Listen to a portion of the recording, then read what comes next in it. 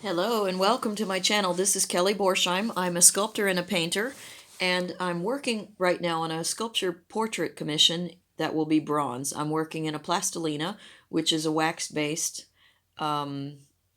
clay. Never gets dry, very convenient. Anyway, the client decided that he liked the open mouth smile that I did from the wedding photos of the subject, and he decided he wanted teeth. To be honest, I dreaded this. I don't really like bronze teeth so much, but I didn't know what the solution is if you're going to have an open mouth smile. So, anyway, he wanted the teeth. It's difficult for me to get up in there, so I'm using a bamboo stick, and you can see that I'm sort of trying to dig it out. The bad thing about the bamboo stick, I realized later, is that it's actually got very fine grooves in it, and at times it would leave parallel lines on my lip, or on not on my lip, on the lip of the sculpture and that sort of thing. So it was a little distracting because it was something that I had to try to fix. But because the lip is resting against the teeth, so you're going to have some of that pushed flesh feeling up against the teeth. But even though this is a larger than life-size bust, I still find that it's really difficult to work in those small areas, especially because I don't have my small detail carving tools for clay. I only have them for marble cutting, and you can't use that on clay. So anyway, okay, so he doesn't have a space between his front two teeth. And the trick is, you have to, when you look at teeth, they're not cubes, they're not blocks, they're actually shaped. They're slightly curved as they roll into, around to the back.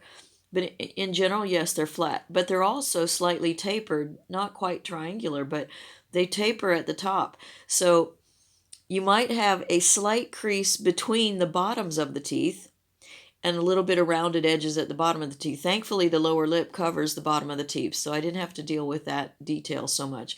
But as the teeth go up into the gum, they start rounding a little bit, not quite making a point. It's wider than that, but the point is there's a little space and between the upper teeth, and you want to do that to also give a shadow. The other thing is, even though the upper lip is also resting against the teeth, I wanted to cut up in a little crease in there to make a shadow, because again, sculptors play with light in a different way that painters do, but we still need to control where the light's hitting and where it's not, even while we're making the form that it's realistic. You try to put in planes when you can and do this sort of thing. Or in the case of a bronze, I feel with the bronze you have to be more careful because, as I've mentioned in several other my art videos, clay absorbs light and bronze reflects light.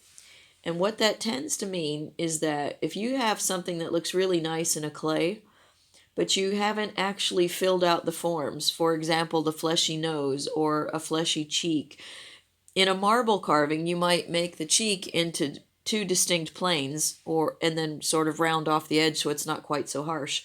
Or, of course, if it's going to be seen distant, you would leave that harsh plane thing because you need it to read well from a distance by the change of light. But in a sculpture such as this one, that's probably going to be fairly near eye level when it's on display. It will be outside, so I won't control the light there. I just know that the sun is usually overhead. Then I want to really make the features of the face filled in with clay so that they're not harsh when it becomes a bronze, because otherwise it's going to make the person age dramatically and look too severe, and I don't want that severe look. That is probably the most time that I spend on the sculpture, is all of those little details of making sure from every point of view that one section of the anatomy is flowing gently into another section of the anatomy.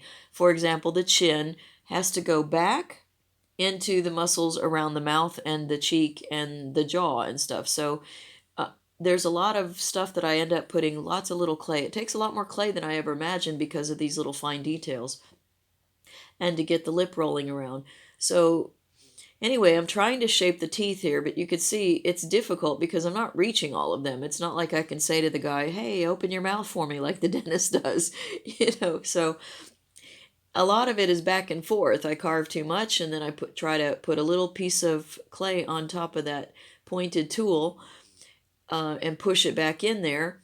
Or opposite, I dig a little bit out, and then you'll see I've got a ball of clay in my hand. What I'm doing is I'm tapping the point of my bamboo stick into that clay to remove the excess that I just removed from the inside of the mouth. So, and then I'm putting clay back in as I want to round out the form and stuff, because I need his, even though you don't see the upper lip, I still want it to feel like it's a rounded, fleshy form, and can roll right into the next one. The teeth are obviously harder, so you want to see if you can somehow manage to get that quality to show. I don't want a lot of detail in the teeth though, because I don't want the attention going to the teeth. They're going to be bronze, not white, or even off-white as our teeth really are. So anyway, it's these little details that are taking up a lot of time and work, but in the end, I hope they're worth it. Can you see the little dimples that I gave him at the end? I saw these when I was looking at the face for the wedding photos and thought that's a nice little detail to put in to make it look like him, but also it's nice to break up the wide shape of the cheek on the side view. So little by little it's going on. In a little bit I'm going to try to put a plaid design into the shirt. I'm not quite sure how I'm going to do it, but I'm going to try it. And that's what's fun about even a commissioned work, is that I can try something I've never done before and keep learning. So that's it. Please leave your comments and your questions and anything like that in the comment section. And if you enjoy this sort of content, please subscribe to my channel. That would be helpful. And yeah, I appreciate any of your feedback.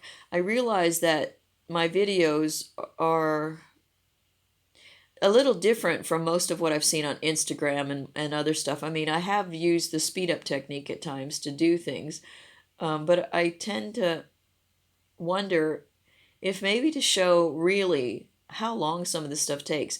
Now, to be fair, somebody who does portrait busts a lot is probably faster at it than I am, and I'm not known for my speed on a lot of things, but this is a real life, and I hope you enjoy it, and I hope you're learning something, and just keep rotating the view. And I'm working on the profile. When you see I'm working on the distant thing, I'm actually looking at how the line looks when it's the edge, if that makes any sense. All right, ciao for now, and thank you for watching. I appreciate it, and I hope that it's giving you what you're looking for. And ciao, ciao, ciao.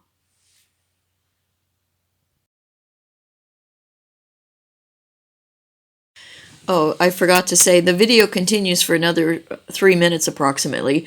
And one thing I forgot to mention was in the corners of the mouth, I was trying to use the spear of the bamboo stick to create a deeper hole, because I wanted a black sort of shadow there in the corners of the mouth, because as we smile, we pull the cheek muscles away from the teeth.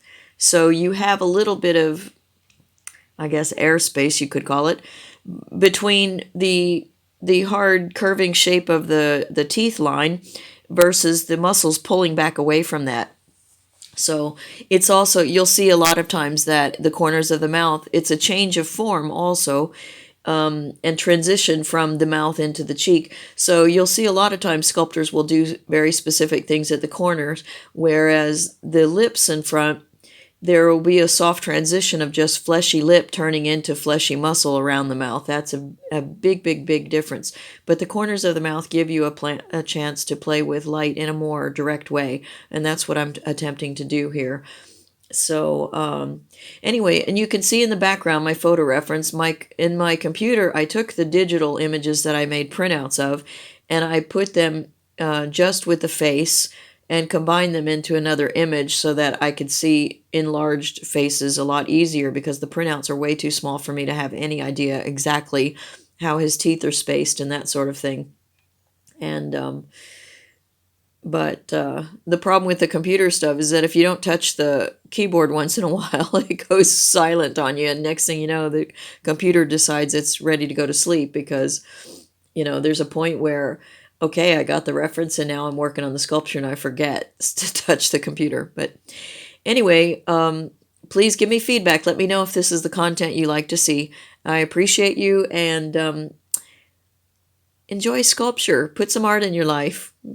Even if you don't have money to pay for sculpture, for art of any kind, you can get prints that are much more affordable. And you can also just go out in nature, bring home a leaf, bring home a rock, do something that makes your world happier.